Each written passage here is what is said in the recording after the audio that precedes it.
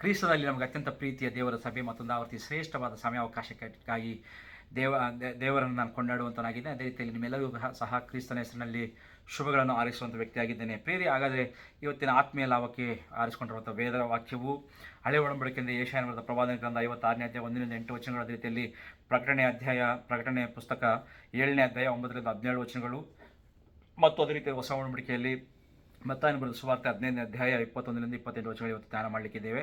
ಪ್ರೇರ ಶ್ರಮೆ ಮರಣ ಪುನರುತ್ಥಾನ ದಿನಗಳಲ್ಲಿ ಅನೇಕ ವಿಷಯಗಳು ನಾವು ಧ್ಯಾನ ಮಾಡ್ಕೊಂಡು ಬರ್ತಾ ಇದ್ದೇವೆ. ಕ್ರಿಸ್ತನ ಶಿಲುಬೆಗೆ ಹಾಕಿಬಿಟ್ಟಿರುವಂಥ ಕ್ರೂಜಿತನ ಅಥವಾ ಯೇಸು ಕ್ರಿಸ್ತನ ಉದ್ದೇಶವೆಂಬ ಅದರ ಅಂಶಗಳು ಕೆಲವು ಆಲೋಚನೆ ಮಾಡಿ ಧ್ಯಾನ ಮಾಡಿದ್ದೇವೆ.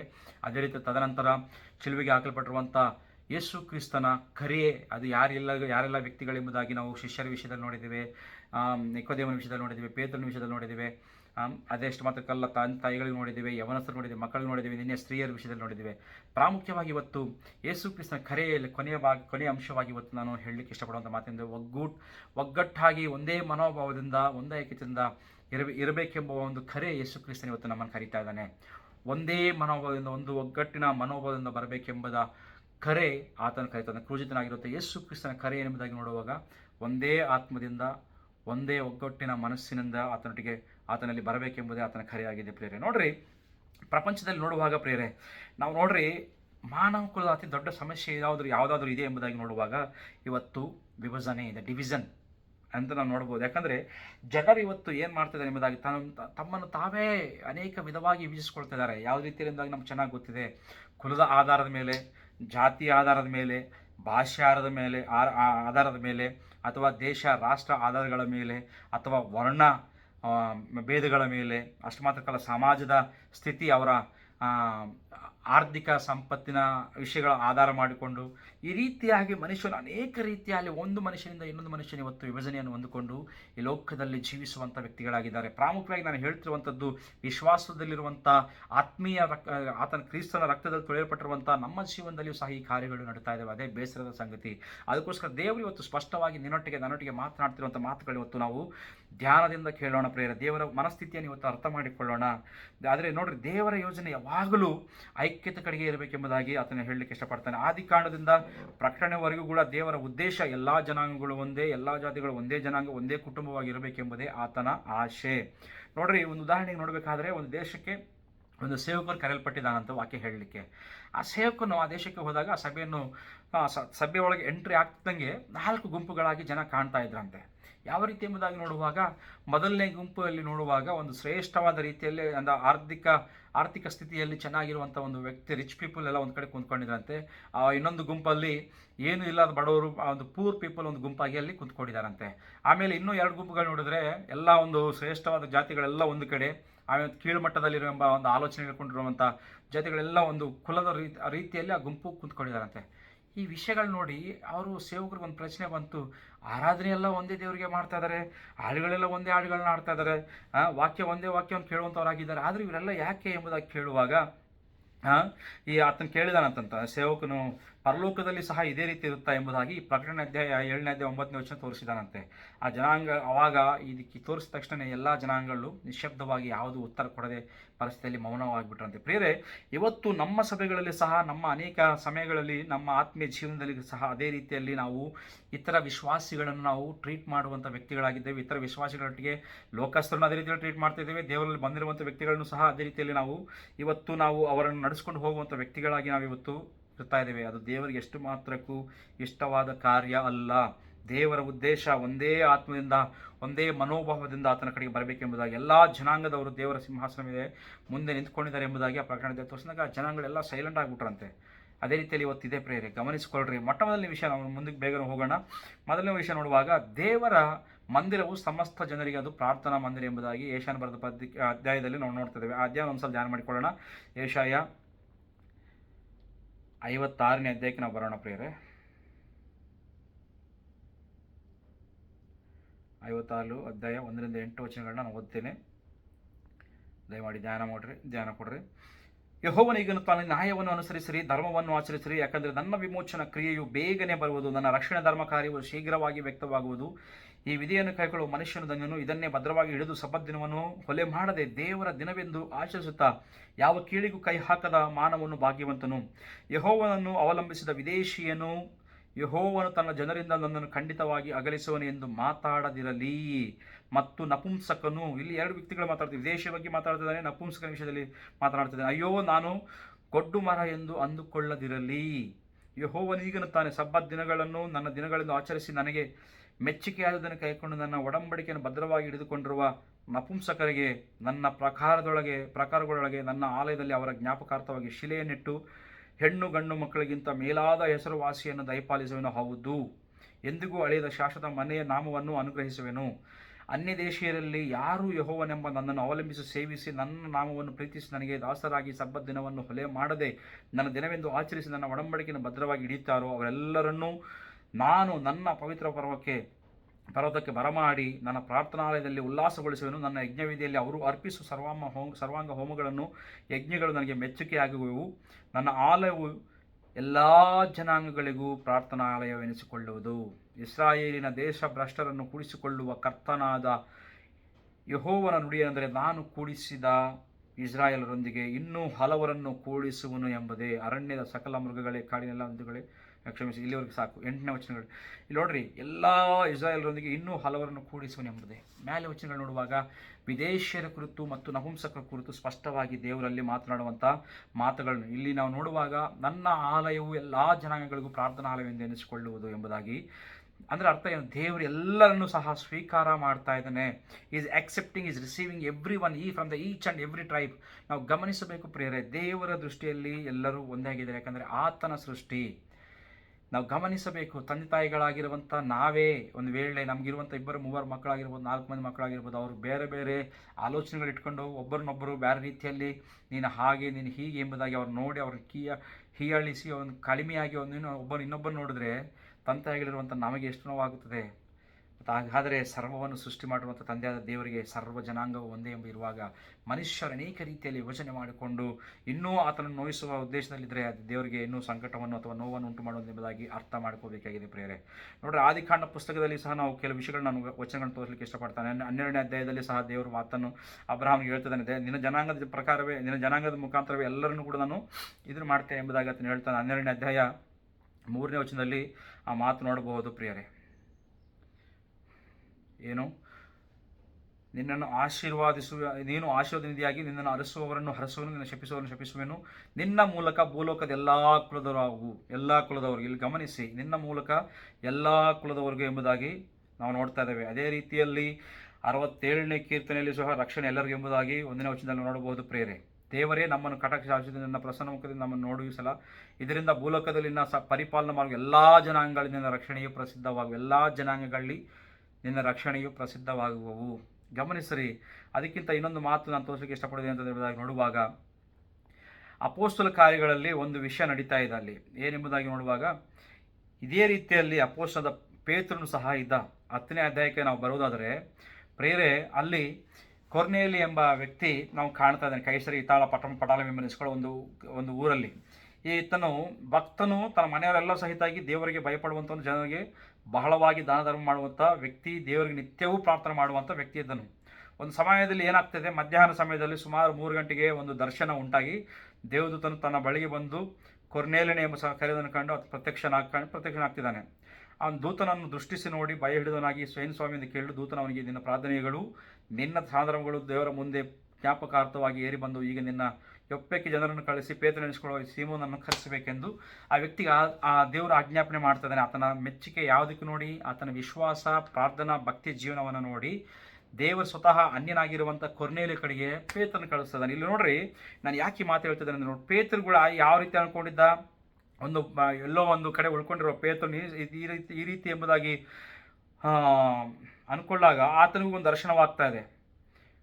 ಆದರೆ ಇದನ್ನು ಹೇಳಲಿಕ್ಕೆ ಭಾಳ ಸಮಯ ಹಿಡಿಯುತ್ತದೆ ಪ್ರಿಯರೇ. ಇಲ್ಲಿ ನೋಡ್ರಿ, ಒಂದು ದರ್ಶನದಲ್ಲಿ ನೋಡುವಾಗ ಪ್ರಾರ್ಥನೆ ಮಾಡೋದಕ್ಕೆ ಮಳೆಗೆ ಹತ್ತಿ ಕುಂತಿರುವಾಗ ಅವನು ಬಹಳ ಹಸಿದು ಊಟ ಮಾಡಬೇಕಿದ್ದನ್ನು ಊಟಕ್ಕೆ ಸಿದ್ಧವಾಗುತ್ತಿರುವ ಅಷ್ಟರಲ್ಲಿ ಅವನು ದಾನ ಪರವಶನಾಗಿ ಆಕಾಶವು ತೆರೆದನ್ನು 4 ಮೂಲೆಗಳನ್ನು ಹಿಡಿದಿದ್ದ ದೊಡ್ಡ ಜೋಳಿಗೆ ಅಂತಿರುವ ಏನೋ ಒಂದು ವಸ್ತು ಭೂಮಿಯ ಮೇಲೆ ಇಳಿಯುವುದನ್ನು ಕಂಡನು. ಅದರೊಳಗೆ ಸಕಲ ವಿಧವಾದ ಪಶುಗಳು, ನೆಲದ ಮೇಲೆ ಹಾರಿದಾಡುವ ಕ್ರಿಮಿಕೀಟಗಳು, ಅಂತರಿಕ್ಷದಲ್ಲಿ ಹಾರಾಡುವ ಹಕ್ಕಿಗಳು ಇದ್ದವು. ಆಗ ಪೇತ್ರನೇ, ಎದ್ದು ಕೊಯ್ದು ತಿನ್ನು ಎಂದು ಅವನಿಗೆ ಒಂದು ವಾಣಿ ಕೇಳಿಸಿತು. ಆಗ ಅದಕ್ಕೆ ಪೇತ್ರನು, ಬೇಡವೇ ಬೇಡ ಸ್ವಾಮಿ, ನಾನು ಎಂದೂ ಹೊಲೆ ಪದಾರ್ಥಗಳನ್ನಾಗಲಿ ಅಶುದ್ಧ ಪದಾರ್ಥಗಳನ್ನಾಗಲಿ ತಿಂದವನಲ್ಲ ಅಂದನು. ದೇವರು ಶುದ್ಧ ಮಾಡಿದ್ದನ್ನು ನೀನು ಹೊಲೆ ಮೆನ್ನಬೇಡ ಎಂದು ತಿರುಗಿ 2ನೇ ಸಾರಿ ಅವನಿಗೆ ವಾಣಿ ಕೇಳಿಸಿತು. ಹೀಗೆ 3 ಸಾರಿ ಆಯಿತು. ಅದು ಕೂಡಲೇ ವಸ್ತು ಆಕಾಶದೊಳಗೆ ಸೇರಿಕೊಂಡಿತ್ತು. ಏನಾಗಿರ್ಬೋದು ಅಂತ ದರ್ಶನನ್ನು ಅಂದ್ಕೊಳ್ಳೋಷ್ಟರಲ್ಲೇ ಆ ವ್ಯಕ್ತಿಗಳು ಬರ್ತಾ ಇದ್ದಾರೆ. ಯಾರು ಕೊರ್ನೆಯಲ್ಲಿ ಕಳಿಸಿರುವಂಥ ವ್ಯಕ್ತಿ ಆತನು ಬಂದು ಈ ರೀತಿ ಎಂಬುದಾಗಿ ಕೇಳಿದುವಾಗ ಆ ವ್ಯಕ್ತಿ ಹತ್ರ ಆತನು ಹೋಗ್ತದಾನೆ. ಒಂದು ಅನುಮಾನ ದೃಷ್ಟಿಯಿಂದನೇ ಯಾಕಂದರೆ ಆತನ ಯಹೂದ್ಯನೆಂಬ ಆಲೋಚನೆ ಇನ್ನೂ ಪೇತ್ರನಿಗೆ ಇತ್ತು. ಹಳೆಯ ಚರಿತ್ರೆಯನ್ನು ನೋಡಿಕೊಂಡ್ರೆ ಗೊತ್ತಾಗುತ್ತೆ. ಕೆಲವು ಸಾರಿ ಅದರ ವಿಷಯದಲ್ಲಿ ಪೌಲನು ಸಹ ಎಚ್ಚರಿಸುವಂಥ ಮಾತುಗಳನ್ನು ನಾವು ಗಮನಿಸಬಹುದು. ಆ ಸಂದರ್ಭದಲ್ಲಿ ಪೇತ್ರನಿಗೆ ಇನ್ನೂ ನಾನು ಯಹೂದ್ಯರಿಗೆ ಮಾತ್ರ ನಾನು ಆ ರೀತಿಯಲ್ಲಿ ಆಲೋಚನೆಯಲ್ಲಿ ಹೋಗ್ತಿರುವಾಗ ಕಾರಣ ದೇವರು ಪೇತ್ರನನ್ನೇ ಆರಿಸಿಕೊಂಡು ಆ ವ್ಯಕ್ತಿ ಹತ್ರ ಕಳಿಸ್ಕೊಡ್ತಿದ್ದಾನೆ. ವ್ಯಕ್ತಿ ಹತ್ರ ಕಳಿಸ್ಕೊಂಡು ಅನ್ಯನ ಹತ್ರ ನಾನು ಹೆಂಗೆ ಹೋಗಲಿ ಆ ಎಲ್ಲ ಆಲೋಚನೆಗಳು ಇಟ್ಕೊಂಡು ಆ ರೀತಿಯಲ್ಲಿ ಆ ದರ್ಶನದ ಅರ್ಥ ಏನೆಂಬುದಾಗಿ ನೋಡುವಾಗ ಅನೇಕ ಜಾತಿ ಎಲ್ಲ ಜನಾಂಗಗಳು ತೋರಿಸುವಾಗ ಅನ್ಯ ಜನಗಳಿಗೂ ಆತನ ಕಳಿಸಿದಾನೆ ಎಂಬ ಉದ್ದೇಶವು ಇಲ್ಲಿ ಸ್ಪಷ್ಟವಾಗಿ ನಾವು ಅರ್ಥ ಮಾಡ್ಕೋಬೇಕು ಪ್ರಿಯರೇ. ಎಕ್ಸ್ಪ್ಲೇನ್ ಮಾಡೋಕ್ಕೆ ಭಾಳ ಸಮಯವಿಲ್ಲ. ಅದೆಲ್ಲ ಮುಗಿದ ಮೇಲೆ ಆತನೊಂದು ಮಾತು ಹೇಳ್ತಾ 34ನೇ ವಚನ. ಆತನಿಗೆಲ್ಲ ದೇವರು ಮಾಡಿದ ವಿಷಯಗಳನ್ನ ತಿಳ್ಕೊಂಡು ಆತನಿಗೆ ಎಲ್ಲ ಬಾಪ್ತಿಸ್ಮ ಕೊಟ್ಟ ಮೇಲೆ ನೋಡ್ರಿ 34ನೇ ಅಧ್ಯಾಯ ಇದೇ ಪ್ರಶ್ನೆಯನ್ನು ಮತ್ತೆ ಅಲ್ಲಿ ಇರುವಂಥ ವ್ಯಕ್ತಿಗಳು ಯಾಕೆ ಹೋಗಿದೆ ಆ ರೀತಿ ಕೇಳುವಾಗ ಪೇತ್ರನು ಕೊಡ್ತಿರುವಂಥ ಜವಾಬು ನೋಡ್ರಿ ಅಲ್ಲಿ 34. ಆಗ ಪೇತ್ರನು ಉಪದೇಶ ಮಾಡಲು ಆರಂಭಿಸಿ ಹೇಳಿದ್ದೇನೆಂದರೆ, ದೇವರು ಪಕ್ಷಪಾತಿಯಲ್ಲ. ಯಾವ ಜನರಲ್ಲಿ ಆದರೂ ದೇವರಿಗೆ ಭಯಪಟ್ಟು ನೀತಿಯನ್ನು ನಡೆಸುವವರು ಆತನಿಗೆ ಮೆಚ್ಚಿಯಾಗಿದ್ದಾರೆಂದು ಈಗ ಸಂದೇಹವಿಲ್ಲದೆ ನನಗೆ ತಿಳಿದು ಬಂದಿದೆ. ಎಲ್ಲ ಜನಗಳಿಗೂ ಕರ್ತನಾಗಿರುವ ಯೇಸು ಕ್ರಿಸ್ತನ ಮೂಲಕ ದೇವರು ಸಮಾಧಾನದ ಶುಭ ಸಮಾಚಾರವನ್ನು ಪ್ರಕಟಿಸುತ್ತಾ ಇಸ್ರಾಯೇಲ್ ಜನರಿಗೆ ಅನುಗ್ರಹಿಸಿದ ವಾಕ್ಯವು ನಿಮಗೆ ತಿಳಿದುದೆಂದು ಆ ವ್ಯಕ್ತಿಗಳು ತಿಳಿಸ್ಕೊಡ್ತಾ ಇದ್ದಾನೆ. ಇಲ್ಲಿ ಗಮನಿಸಿರಿ ಪ್ರಿಯರೇ, ಪೇತ್ರನು ಸಹ ಅನ್ಯನೆಂದು ಅಂದರೆ ಪ್ರತ್ಯೇಕಪಡಿಸಿಕೊಂಡು, ನಾನು ಆವಾಗಲೇ ಇಸ್ರಾಯೇಲ್ ಜನಾಂಗ ಯಾವ ರೀತಿಯಲ್ಲಿ ಪ್ರತಿಷ್ಠಿಸಿಕೊಂಡಿದ್ರು ಯೆಶಾಯ ಪ್ರವಾದನ ಆ ಸಮಯದಲ್ಲಿ ಅದೇ ರೀತಿಯಲ್ಲಿ ಪೇತ್ರನು ಸಹ ಅಂದ್ಕೊಂಡು ಹೋಗ್ತಿದ್ದಾನೆ. ಆದರೆ ದೇವರಲ್ಲಿ ಕಾರ್ಯಗಳು ನೋಡಿದಾಗ ಅವಾಗ ಅರ್ಥ ಆಗ್ತಿದೆ ನನಗೆ ಯಾವ ಪಕ್ಷಪಾತಿ ದೇವರಿಗೆ ಇಲ್ಲ ಎಂಬುದಾಗಿ ದೇವರು ಸ್ಪಷ್ಟವಾಗಿ ಈ ಕಾರ್ಯದ ಮುಖಾಂತರ ತಿಳಿಸ್ಕೊಡ್ತಿದ್ದಾನೆ, ಕೊರ್ನೇಲಿ ಮುಖಾಂತರ ಎಂಬುದಾಗಿ ಅಲ್ಲಿ ವಾಕ್ಯವು ಬಹಳ ಸ್ಪಷ್ಟವಾಗಿ ತಿಳಿಸ್ತಾ ಇದೆ. ಹಾಗಾದರೆ ಪ್ರಿಯರೇ, ಇನ್ನೂ ನಾವು ಅನೇಕ ವ್ಯಕ್ತಿಗಳನ್ನು ಇನ್ನೂ ಜಾತಿ ಭೇದದ ಮೇಲೆ ಅಥವಾ ಬೇರೆ ಒಂದು ನಂಬಿಕೆ ಸಂಸ್ಕಾರದ ಮೇಲೆ ನಾವು ಇನ್ನೂ ವಿಭಜಿಸುವಂಥ ವ್ಯಕ್ತಿಗಳಾಗಿದ್ದೇವೆ. ಇವತ್ತು ಪರೀಕ್ಷೆ ಮಾಡಿಕೊಳ್ಳೋಣ. ಈ ವಾಕ್ಯ ಮುಗಿಸುವಲ್ಲಿ ನಾವೊಂದು ನಿರ್ಧಾರಕ್ಕೆ ಬರೋಣ ಪ್ರಿಯರೇ. ನೋಡ್ರಿ, ಆ 2ನೇ ವಿಷಯ ನೋಡುವಾಗ ಒಂದು ವಿಶ್ವಾಸ ಅನ್ನೋದು ಯಾವ ಗಡಿಗಳನ್ನಾದರೂ ಸಹ ಹೊಡೆಯುವಂಥದ್ದು, ಯಾವ ಒಂದು ಬೌಂಡ್ರೀಸ್ ಆದರೂ ಅದು ನಿಂದಿಸಲಿಕ್ಕೆ ಸಾಧ್ಯವಿಲ್ಲ ಎಂಬುದಾಗಿ ನೋಡ್ತಿದ್ದೀವಿ. ಯಾವ ಉದಾಹರಣೆ ಎಂಬುದಾಗಿ ನೋಡುವಾಗ ಮತ್ತಾಯನ ಬರೆದ ಸುವಾರ್ತೆಯಲ್ಲಿ 15ನೇ ಅಧ್ಯಾಯದಲ್ಲಿ ನಾವು ಕಳೆದ ದಿನಗಳಲ್ಲಿ ತಿರಸ್ಕಾರದ ವಿಷಯದಲ್ಲಿ ನಾವು ಧ್ಯಾನ ಮಾಡಿದ್ದೇವೆ ಪ್ರಿಯರೇ. ಅದೇ ವಿಷಯವನ್ನು ಇಲ್ಲಿ ಪ್ರಸ್ತಾಪವಾಗ್ತಾ ಇದೆ. ಏನೆಂಬುದಾಗಿ ನೋಡುವಾಗ ಒಂದು ಯೇಸು ಸ್ವಾಮಿ ತನ್ನ ಶಿಷ್ಯರೊಟ್ಟಿಗೆ ಒಂದು ಪ್ರಾಂತಕ್ಕೆ ಸೀದೋನ್ ತೂರ್ ಎಂಬ ಪ್ರದೇಶಕ್ಕೆ ಆತನು ಹೋಗ್ತಿರುವಾಗ ಅಲ್ಲಿ ಒಂದು ಕಾನಾನ ಸ್ತ್ರೀ ಬರ್ತಾ ಇದ್ದಾಳೆ. ಕಾನಾನ ಸ್ತ್ರೀ ಬಂದು ಆಕೆಗೆ ಅಡ್ಡಬಿದ್ದಪ್ಪ, ದಾವೀದ ಕುಮಾರನೇ ನನ್ನನ್ನು ಕರುಣಿಸು, ನನ್ನ ಮಗಳು ದೆವ್ವ ಹಿಡಿದುಕೊಂಡು ಒದ್ದಾಡ್ತಾ ಇದ್ದಾಳೆ, ದಯಮಾಡಿ ಸ್ವಸ್ಥಪಡಿಸಿ ಎಂಬುದಾಗಿ ಕೇಳುವಾಗ ಯೇಸು ಸ್ವಾಮಿ ಮೌನವಾಗಿದ್ದಾನೆ. ಮೊದಲನೇ ವಿಷಯ ಗಮನಿಸ್ರಿ. 2ನೇದು ನೋಡುವಾಗ ತನ್ನ ಶಿಷ್ಯರು ಏನು ಹೇಳ್ತಿದ್ದಾರೆ, ಈಕೆಯನ್ನು ಕಳಿಸ್ಬಿಡಿ ಎಂಬುದಾಗಿ ಹೇಳುವಾಗ ತಿರಸ್ಕಾರ ಎಷ್ಟು ಬೇಜಾರಾಗ್ಬೋದು ಒಂದು ವ್ಯಕ್ತಿ ಹಾಕಿ. ಆದರೆ ಯೇಸು ಸ್ವಾಮಿಯಲ್ಲಿ ಮಾಡಿರುವಂಥ ಕಾರ್ಯ ಮತ್ತೊಂದು ನಾನು ಹೇಳಲಿಕ್ಕೆ ಇಷ್ಟಪಡ್ತೇನೆ. ಆಕೆಯ ಒಂದು ವಿಶ್ವಾಸವನ್ನು, ಆ ಸ್ತ್ರೀಯ ಒಂದು ವಿಶ್ವಾಸವನ್ನು ಯೇಸು ಸ್ವಾಮಿ ಮೌನವಾಗಿದ್ದು ಆತನು ಪರೀಕ್ಷೆ ಮಾಡಿದ್ದಾನೆ ಎಂಬುದಾಗಿ ನಾವು ನೋಡ್ತಾ ಇದ್ದೇವೆ. ಇನ್ನೂ ಹೆಚ್ಚಾಗಿ ಇನ್ನೂ ಕಠಿಣವಾದ ಮಾತುಗಳನ್ನು ಕೆಳಗಡೆ ಮಾತನಾಡ್ತಿದ್ದಾನೆ. ಏನೆಂಬುದಾಗಿ ನೋಡುವಾಗ ಆತನು ಕೇವಲ ಮೊದಲನೇದಾಗಿ ಹೇಳ್ತಿದ್ದಾನೆ, ನಾನು ಒಡೆದು ಹೋಗಿರುವಂಥ ತಪ್ಪಿಸಿಕೊಂಡ ಕುರಿಗಳಂತಿರುವ ಇಸ್ರಾಯೇಲ್ ಮನೆತನದವರಿಗೆ ಬಳಿಗೆ ಹೊರತು ಮತ್ತಾರ ಬಳಿಗೂ ನಾನು ಕಳಿಸಲ್ಪಟ್ಟಿಲ್ಲ ಅಂತ ಹೇಳ್ತಿದ್ದಾನೆ, ಒಂದು ರೀತಿ ಪರೀಕ್ಷೆ ಮಾಡೋಕ್ಕೆ. ಅದಾದ ನಂತರ ಆಕೆ ಬಂದು ಆತನಿಗೆ ಅಡ್ಡ ಬಿದ್ದು ಸ್ವಾಮಿ ನನಗೆ ಅನುಗ್ರಹ ಮಾಡಬೇಕು ಅಂದಳು. ಅದಕ್ಕೆ ಆತನ ಮಕ್ಕಳು ತಿನ್ನುವ ರೊಟ್ಟೆಯನ್ನು ತಕ್ಕೊಂಡು ನಾಯಿ ಮರಿಗಳಿಗೆ ಹಾಕುವುದು ಸರಿಯಲ್ಲ ಅಂತ ಉತ್ತರ ಕೊಡಲು ಆಕೆ, ಸ್ವಾಮಿ ಆ ಮಾತು ನಿಜವೇ, ನಾಯಿ ಮರಿಗಳಂತೂ ತಮ್ಮ ಯಜಮಾನರ ಮೇಜಿನಿಂದ ಬೀಳುವ ರೊಟ್ಟೆಯ ತುಂಡುಗಳನ್ನು ತಿನ್ನುತ್ತಾವಲ್ಲ ಅಂದಳು. ಈ ಮಾತುಗಳು ಕೇಳಿದ ತಕ್ಷಣ ಅಂದರೆ ಯೇಸು ಸ್ವಾಮಿ ನೋಡ್ರಿ, ಫಸ್ಟ್ ಮೊದಲನೇದಾಗಿ ಮೌನವಾಗಿದ್ದ. ಶಿಷ್ಯರು ಸಹ ಒಂದು ಕಠಿಣವಾಗಿ ಆ ಸ್ತ್ರೀಯೊಟ್ಟಿಗೆ ಮಾತನಾಡ್ತಿದ್ದಾರೆ. ಆಮೇಲೆ ಯೇಸು ಸ್ವಾಮಿ ಕೂಡ ಕಠಿಣವಾಗಿ ನಾನು ಕೇವಲ ಇಸ್ರಾಯೇಲ್ ಜನಾಂಗಕ್ಕೆ ಮಾತ್ರ ಬಂದಿದ್ದೇನೆ ಎಂಬುದಾಗಿ ಹೇಳ್ಕೊಡ್ತಿದ್ದಾನೆ ಬೇಕಂತ. ಅದರ ನಂತರ ಮತ್ತೆ ಅದು ಇನ್ನೂ ಹೆಚ್ಚಾಗಿ ಒಂದು ಮೆಟಾಫರಲ್ಲಿ, ಒಂದು ಭಾಷೆಯಲ್ಲಿ ಅಂದರೆ ಅದು ನಾಯಿಗಳಿಗೆ, ಮಕ್ಕಳು ತಿನ್ನುವಂಥದ್ದು ನಾಯಿಗಳಿಗೆ ಹಾಕುವುದಲ್ಲ ಎಂಬುದಾಗಿ ಕನಾನ ವಿಷಯದಲ್ಲಿ ಆತನು ಮಾತನಾಡಿರುವಾಗ ಇಷ್ಟೆಲ್ಲ ಮಾತನಾಡಬೇಕಾದ್ರೂ ಸಹ ಆ ಸ್ತ್ರೀಯಲ್ಲಿ ನಾವು ಏನು ಕಾಣಬಹುದು ಪ್ರಿಯರೇ, ಒಂದು ವಿಶ್ವಾಸವನ್ನು ಕಾಣ್ತದೆ. ದೇವರು ಕೇವಲ ವಿಶ್ವಾಸವನ್ನು ಪರೀಕ್ಷೆ ಮಾಡಲಿಕ್ಕೆ ಆತನು ಮಾಡ್ತಿರುವಂಥ ಮಾತುಗಳು ಎಂಬುದಾಗಿ ನೋಡ್ಬೋದು. ಅದಕ್ಕೆ ಆತನು ಹೇಳ್ತಿದ್ದಾನೆ 28ನೇ ವರ್ಷದಲ್ಲಿ ಆಗ ಯೇಸು ಆಕೆಗೆ, ಅಮ್ಮ ನಿನ್ನ ನಂಬಿಕೆ ಬಹಳ, ನಿನ್ನ ಮನಸ್ಸಿನಂತೆ ಆಗಲಿ ಎಂದು ಉತ್ತರ ಕೊಟ್ಟನು. ಅದೇ ಗಳಿಗೆಯಲ್ಲಿ ಆಕೆಯ ಮಗಳು ಸ್ವಸ್ಥಳಾದಳು. ಇಲ್ಲಿ ನೋಡ್ರಿ, ಎಲ್ಲ ಪರೀಕ್ಷೆ ಮಾಡಿದ ತಕ್ಷಣ ಆಕೆಗೆ ಸ್ಪಷ್ಟವಾಗಿ ಆಕೆಯ ವಿಶ್ವಾಸವನ್ನು, ಆ ಸ್ತ್ರೀಯ ವಿಶ್ವಾಸವನ್ನು ಸ್ವಾಮಿ ತಿಳಿದುಕೊಂಡು ನಿನ್ನ ವಿಶ್ವಾಸ ದೊಡ್ಡದು, ನಿನ್ನ ನಂಬಿಕೆಯಂತೆ ನಿನ್ನ ಮಗಳಿಗೆ ಸ್ವಸ್ಥತೆ ಆಗಿದೆ ಎಂಬುದಾಗಿ ಆ ದೇವರು ಆಶ್ವಾಸ ಕೊಡ್ತಾ ಅದೇ ಗಳಿಗೆಲ್ಲ ಸ್ವಸ್ಥತೆಯನ್ನು ಹೊಂದಿಕೊಂಡಿದ್ದಾಳೆ ಎಂಬುದಾಗಿ ನೋಡಿ. ಇಲ್ಲಿ ಏನು ಕಾಣ್ತಿದೆ ಎಂಬುದಾಗಿ ನೋಡುವಾಗ ಆ ಸ್ತ್ರೀಯ ಒಂದು ವಿಧೇಯತ್ವ ಆಗಿರ್ಬೋದು, ಆ ಒಂದು ಹಠ ಬಿಡದೆ ಇಡುವಂಥ ಹಠ ಆಗಿರ್ಬೋದು, ಅಷ್ಟು ಮಾತ್ರಕ್ಕಲ್ಲ ಎಲ್ಲದಕ್ಕಿಂತ ಶ್ರೇಷ್ಠವಾಗಿ ಸ್ವಾಮಿ ಖಂಡಿತವಾಗಿ ಸ್ವಸ್ಥ ಮಾಡ್ತಾನೆ ಎಂಬ ವಿಶ್ವಾಸವು ಆ ಸ್ತ್ರೀಯಲ್ಲಿ ನಂಬಿಕೆ ನಾವು ಸ್ಪಷ್ಟವಾಗಿ ಕಾಣಬಹುದು. ಅಂದರೆ ಇದು ಹೇಳ್ತಾ ದೇವರಲ್ಲಿ ವಿಶ್ವಾಸವಿದ್ದರೆ ಯಾವ ಕುಲ, ಜಾತಿ, ಮತ ಅಥವಾ ಪ್ರಾಂತ ಭೇದ ಇಲ್ಲದಂಗೆ ದೇವರು ಅವರನ್ನು ಸ್ವೀಕಾರ ಮಾಡುವಂಥ ದೇವರಾಗಿದ್ದಾನೆ. ವಿಶ್ವಾಸ ಆತನಿಗೆ ಪ್ರಾಮುಖ್ಯ ಎಂಬುದಾಗಿ ತಿಳ್ಕೋಬೇಕು. ಕೇವಲ ವಿಶ್ವಾಸವೇ ಪ್ರಾಮುಖ್ಯ ಆತನಲ್ಲಿಗೆ ಬರಲಿಕ್ಕೆ. ಇನ್ಯಾವುದು ಅವಶ್ಯಕತೆ ಇಲ್ಲ. ನಿನ್ನ ಜಾತಿ, ನಿನ್ನ ಆಸ್ತಿ, ಅಂತಸ್ತು ಯಾವುದು ದೇವರಿಗೆ ಬೇಕಾಗಿಲ್ಲ ಎಂಬ ವಿಷಯವನ್ನು ಇಲ್ಲಿ ನಾವು ತಿಳ್ಕೋಬೇಕು ಪ್ರಿಯರೇ. ಇನ್ನೂ ಉದಾಹರಣೆಗಳು ತೋರಿಸ್ಬೇಕಂದ್ರೆ ಅದೇ ನಾವು ಸುವಾರ್ತೆಗಳು ಕಾಣಬಹುದು. ಇನ್ನೊಂದು ಶತಾಧಿಪತಿ ನಮ್ಗೆ ಕಾಣ್ತಾ ಇದ್ದಾನೆ. ತನ್ನ ಹಾಳನ್ನು ಸ್ವಸ್ಥಪಡಿಸಲಿಕ್ಕೆ ಕೇಳಿದಾಗ ಮತ್ತಾಯ ಬರೆಸುವ 8ನೇ ಅಧ್ಯಾಯದಲ್ಲಿ ಆತನು ಹೇಳ್ತದೆ, ನೀನು ಬರುವುದೂ ಬೇಕಾಗಿಲ್ಲ ಸ್ವಾಮಿ, ನೀನು ಒಂದು ಮಾತು ಮಾತ್ರ ಹೇಳಿದರೆ ಸಾಕು, ನನ್ನ ಆಳು ಸ್ವಸ್ಥ ಹೊಂದ್ಕೊಳ್ತಾನೆ ಎಂಬುದಾಗಿ ನೋಡುವಾಗ ಯೇಸು ಸ್ವಾಮಿ ಹೇಳ್ತಿದ್ದಾನೆ, ಇಸ್ರಾಯೇಲರು ಇಷ್ಟು ಶ್ರೇಷ್ಠವಾದ ನಂಬಿಕೆಯನ್ನು ನಾನು ನೋಡಲಿಲ್ಲ ಎಂಬುದಾಗಿ ಆತನು ಹೇಳಿರುವಾಗ ಆ ವಿಶ್ವಾಸವನ್ನು ನೋಡಿ ಅಲ್ಲಿರುವಂಥ ಸ್ಥಳದಲ್ಲಿ ಆತನು ಸ್ವಸ್ಥ ಮಾಡಿದ್ದಾನೆ ಎಂಬುದಾಗಿ ನೋಡ್ತಿದ್ವಿ. ಈ ಎರಡು ವಿಷಯಗಳನ್ನು ನೋಡುವಾಗ ಅವರಿಬ್ಬರು ಅನ್ಯರಾಗಿದ್ದರೂ ಸಹ ದೇವರು ಅವರ ವಿಶ್ವಾಸವನ್ನು ನೋಡಿ ಸ್ವಸ್ಥತೆ ಮಾಡಿರುವಂಥದ್ದನ್ನು, ಅವರನ್ನು ಸೇರಿಸ್ಕೊಂಡಿರುವಂಥ ವಿಷಯವನ್ನು ನಾವಿಲ್ಲಿ ಗಮನಿಸಬಹುದು ಪ್ರಿಯರೇ. ಕೊರ್ನೇಲಿ ವಿಷಯದಲ್ಲಿ ಯಾವ ರೀತಿಯಲ್ಲಿ ಅದೇ ರೀತಿಯಲ್ಲಿ ಇಲ್ಲಿ ಕೂಡ ಆಗ್ತಾ ಇದೆ ಎಂಬುದಾಗಿ ನೋಡುವಾಗ ಪ್ರಿಯರೇ, ಅಂದರೆ ವಿಶ್ವಾಸವು, ನಂಬಿಕೆ, ದೇವರ ಮೇಲೆ ಭಕ್ತಿ ಇರುವಾಗ ಖಂಡಿತವಾಗೂ ಯಾವುದೂ ಅಡ್ಡಿ ಬರುವುದಿಲ್ಲ. ಇದು ಗಮನಿಸಬೇಕು. ಪ್ರಾಮುಖ್ಯ ನಾವು ಮುಕ್ತಾಯದಲ್ಲಿ ಬಂದಿದ್ದೇವೆ. ಮೂರು ವಿಷಯ ನೋಡುವಾಗ ಪರಲೋಕದಲ್ಲಿರುವಂಥ ಐಕ್ಯತೆಯನ್ನು ನಾವು ನೋಡ್ತಿದ್ದೇವೆ. ಆವಾಗಲೇ ನಾನು ಹೇಳುವ ಪ್ರಕಾರ ಇವತ್ತು ಪ್ರಾಮುಖ್ಯದ ಅಧ್ಯಾಯ ಪ್ರಕಟಣೆ ಗ್ರಂಥ 7ನೇ ಅಧ್ಯಾಯ 9ನೇ ವಚನದಿಂದ ನಾವು ನೋಡಿಕೊಳ್ಳೋದಾದರೆ 9ನೇ ವಚನದಿಂದ ನಾವು ಧ್ಯಾನ ಮಾಡೋದಾದರೆ ಪ್ರಿಯರೇ, ಇವುಗಳಾದ ಮೇಲೆ ಯಾರಿಂದಲೂ ಎಣಿಸಲಾಗದಂಥ ಮಹಾಸಮೂಹವು ಸಿಂಹಾಸನ ಮುಂದೆಯೂ ಯಜ್ಞದ ಕುರಿಯಾದತನ ಮುಂದೆಯೂ ನಿಂತಿರುವುದನ್ನು ಕಂಡೆನು. ಅವರು ಸಕಲ ಜನಾಂಗ ಕುಲ ಪ್ರಜೆಗಳವರು ಸಕಲ ಭಾಷೆಗಳನ್ನಾಡುವವರೂ ಆಗಿದ್ದರು. ಅವರು ಬೀಳಿ ನಿಲುವಂಗಿಗಳನ್ನು ತೊಟ್ಟುಕೊಂಡು ತಮ್ಮ ಕೈಯಲ್ಲಿ ಖರ್ಜೂರದ ಗರಿಗಳನ್ನು ಹಿಡಿದುಕೊಂಡಿದ್ದರು. ಅವರು ಸಿಂಹಾಸನ ಸೇನನಾಗಿರುವ ನಮ್ಮ ದೇವರಿಗೂ ಯಜ್ಞದ ಕುರಿಯಾದತನಿಗೂ ನಮಗೆ ರಕ್ಷಣೆ ಉಂಟಾದದ್ದಕ್ಕಾಗಿ ಸ್ತೋತ್ರ ಎಂದು ಮಹಾಶಬ್ದದಿಂದ ಕೂಗಿದನು. ಅಷ್ಟರಲ್ಲಿ ದೇವದೂತರು ಸಿಂಹಾಸನ ಹಿರಿಯ 4 ಜೀವಿಗಳ ಇವುಗಳ ಸುತ್ತಲೂ ನಿಂತುಕೊಂಡಿದ್ದರು. ಅವರು ಸಿಂಹಾಸನದ ಮೇಲೆ ಮುಂದೆ ಅಡ್ಡಬಿದ್ದು ಆಮೇನ್, ಸ್ತೋತ್ರವು, ಪ್ರಭಾವವು, ಜ್ಞಾನವು, ಕೃತಜ್ಞತಾ ಸ್ತುತಿಯು, ಮಾನವು, ಬಲವು, ಶಕ್ತಿಯು ನಮ್ಮ ದೇವರಿಗೆ ಯುಗಾಂತರಗಳಲ್ಲಿಯೂ ಇರಲಿ, ಆಮೇನ್ ಎಂದು ಹೇಳುತ್ತಾ ದೇವರನ್ನು ಆರಾಧಿಸಿದರು. ಇದು ಕೆಳಗೆ ಆಮೇಲೆ ನೀವು ಧ್ಯಾನ ಮಾಡಿರಿ. ಮೊದಲನೇ ವಚನ ನಾನು ತೋರಿಸಲಿಕ್ಕೆ ಇಷ್ಟಪಡ್ತೇನೆ ನೋಡ್ರಿ. ಯಾರಿಂದಲೂ ಎಣಿಸಲಾದಂಥ ಮಹಾಸಮೂಹವು ಸಿಂಹಾಸನ ಮುಂದೆ ಯಜ್ಞದ ಕುರಿ ಅದನ್ನು ಮುಂದೆಯೂ ನಿಂತು ಕಂಡೆನು. ಅವರು ಸಕಲ ಜನಾಂಗ ಕುಲ ಪ್ರಜೆಗಳವರು, ಸಕಲ ಜನಾಂಗ ಕುಲ ಪ್ರಜೆಗಳವರು, ಸಕಲ ಭಾಷೆಗಳನ್ನಾಡುವರು ಆಗಿದ್ದರು. ಎಲ್ಲ ಜನಾಂಗಗಳು, ಎಲ್ಲ ಕುಲದವರು, ಎಲ್ಲ ಭಾಷೆಗಳನ್ನು ಮಾತನಾಡುವಂಥವರು, ಇಲ್ಲಿ ನೋಡು ಎಲ್ಲ ಜಾತಿಗಳವರು. ಇಲ್ಲಿ ನಾವು ವಾಕ್ಯದಲ್ಲಿ ಸ್ಪಷ್ಟ ಅವ್ರು ಏನು ಮಾಡ್ತಿದ್ದಾರೆ, ನಿಲುವಂಗಿಗಳು ತೊಟ್ಟುಕೊಂಡು ತಮ್ಮ ಕೈ ಖರ್ಜೂರಗಳನ್ನು ಹಿಡಿದುಕೊಂಡು ಆ ಸಿಂಹಾಸನ ನಮ್ಮ ದೇವರಿಗೆ ಯಜ್ಞದ ಕುರಿಯಾತನಿಗೂ ನಮಗೆ ರಕ್ಷಣೆ ಉಂಟಾಗಿದ್ದಕ್ಕಾಗಿ ಸ್ತೋತ್ರ ಎಂದು ಮಹಾಶಬ್ದದಿಂದ ಕೂಗ್ತಾ ಇದ್ದಾರೆ. ರಕ್ಷಣೆ ಕರ್ತನು ಆತನೇ ಎಂಬುದಾಗಿ ಪ್ರತಿಯೊಂದು ಜನಾಂಗವು ಈ ಸಮಯವು ಬರಲಿಕ್ಕಿದೆ ಪ್ರಿಯರೇ. ಒಂದು ಸಮಯದ ಬರ್ತಾ ಇದೆ.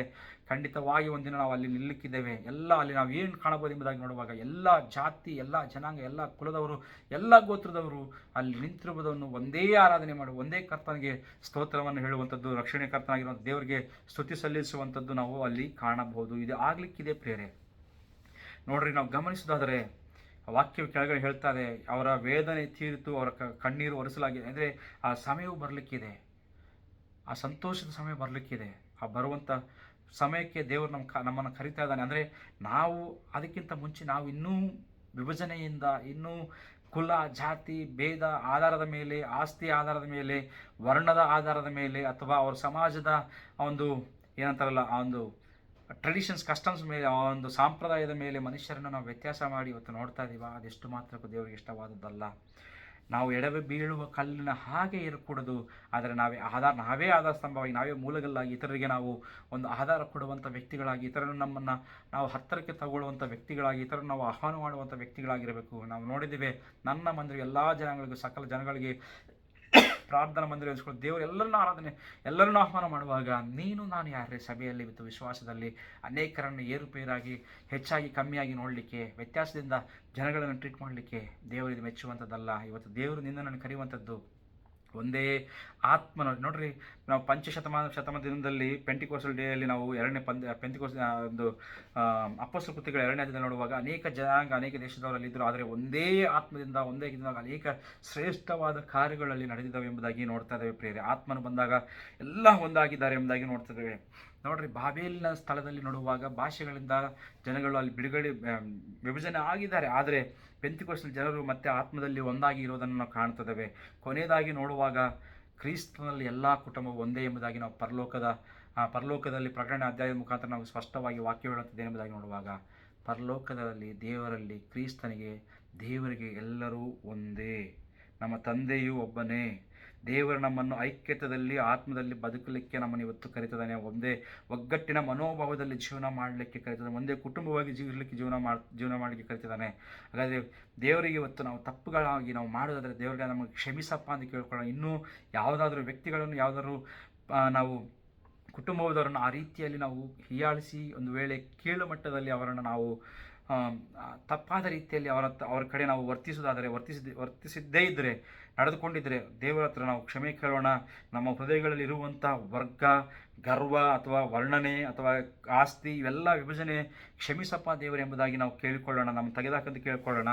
ಯೇಸು ಕ್ರಿಸ್ತನ ಶಿಲುಬೆಯ ಮೂಲಕ ಎಲ್ಲ ಗೋಳನ್ನು ಒಡೆದಿದೆಯಲ್ಲಪ್ಪ, ನಮ್ಮಲ್ಲಿರುವಂಥ ಎಲ್ಲ ಜಾತಿ ಭೇದ ಎಲ್ಲವನ್ನು ತೆಗೆದಾಕೆಂಬುದಾಗಿ ಆತನು ಕೇಳಿಕೊಳ್ಳೋಣ. ಆತನೆಲ್ಲ ಮಾಡಿ ಮುಗಿಸಿರುವಾಗ ಪವಿತ್ರಾತ್ಮದಿಂದ ನಮ್ಮನ್ನು ತುಂಬಿಸಿ ಪರಸ್ಪರ ಪ್ರೀತಿಸಲು ಸಹಾಯ ಮಾಡಿ ಎಂಬುದಾಗಿ ಆತನ ನಾವು ಕೇಳಿಕೊಳ್ಳೋಣ.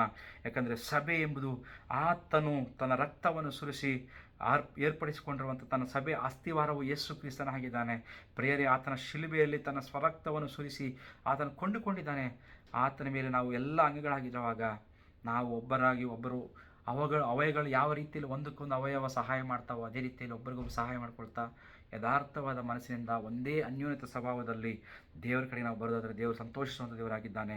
ಆ ರೀತಿಯಾಗಿ ನಮ್ಮ ಸಭೆಗಳು, ನಮ್ಮ ಮನಸ್ಸಾಕ್ಷಿ, ನಮ್ಮ ವೈಯಕ್ತಿಕ ಕುಟುಂಬಗಳು, ನಮ್ಮ ವೈಯಕ್ತಿಕವಾಗಿ ಇತರರ ಮೇಲೆ ನಾವು ಮಾಡುವಂಥ ಎಲ್ಲ ಕ್ರಿಯೆಗಳು ಒಂದು ಅನ್ಯೋನ್ಯತೆಯಿಂದ, ಕ್ರಿಸ್ತನು ತೋರಿಸಿರುವಂಥ ಪ್ರೀತಿಯಿಂದ, ಕ್ರಿಸ್ತನು ಶಿಲುಬೆಗೆ ಹಾಕಿಸಲ್ಪಟ್ಟದ್ದು ಕೇವಲ ಒಂದು ಜಾತಿ ಜನಾಂಗಕ್ಕೋಸ್ಕರ ಅಲ್ಲ.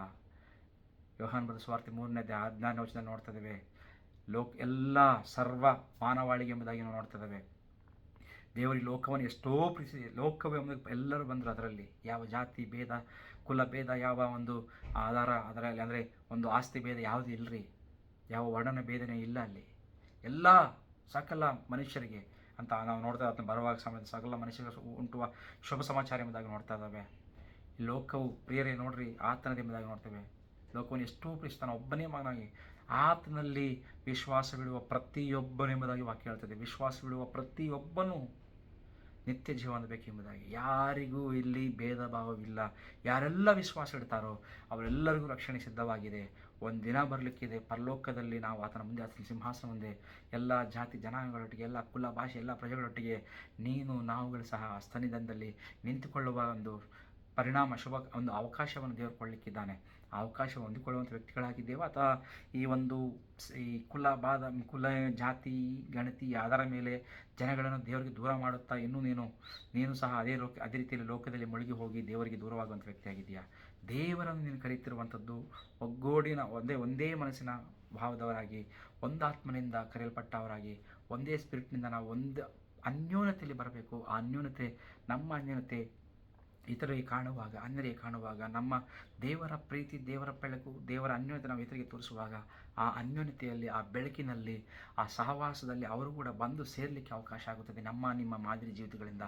ಸೊ ಆ ರೀತಿ ನಾವು ಹೇಳೋಣ, ದೇವರ ಪ್ರೀತಿಯನ್ನು ಸಾರೋಣ. ಅವರನ್ನು ಸಹ ದೇವರ ರಾಜ್ಯಕ್ಕೆ ಬಾಧ್ಯಸ್ಥರನ್ನಾಗಿ ನಾವು ಮಾಡಲಿಕ್ಕೆ ನಮ್ಮ ಒಂದು ಪ್ರಯತ್ನ ನಾವು ಮುಂದಕ್ಕೆ ಹೋಗೋಣ ಪ್ರೇರೆ. ಹಾಗಾದರೆ ದೇವರು ನಮ್ಮ ಈ ರೀತಿಯಾಗಿ ಆಗಲಿಕ್ಕೆ ನಮ್ಮಲ್ಲಿರುವಂಥ ಯಾವುದೇ ಕಾರ್ಯಗಳನ್ನು ವೇಳೆ ದೇವರಿಗೆ ವಿರುದ್ಧವಾಗಿದ್ದರೆ ಆ ಕಾರ್ಯಗಳೆಲ್ಲವನ್ನು ತೆಗೆದಾಕಿ ಎಂಬುದಾಗಿ ಆತ್ಮನ ನಾವು ಕೇಳಿಕೊಳ್ಳೋಣ. ದೇವರ ಪರಿಶುದ್ಧಾತ್ಮ ತಾನೇ ನಮಗೆ ಸಹಾಯ ಮಾಡಲಿ. ದೇವರು ನಿಮ್ಮನ್ನು ಆಶೀರ್ವಾದ ಮಾಡಲಿ. ಆಮೇನ್.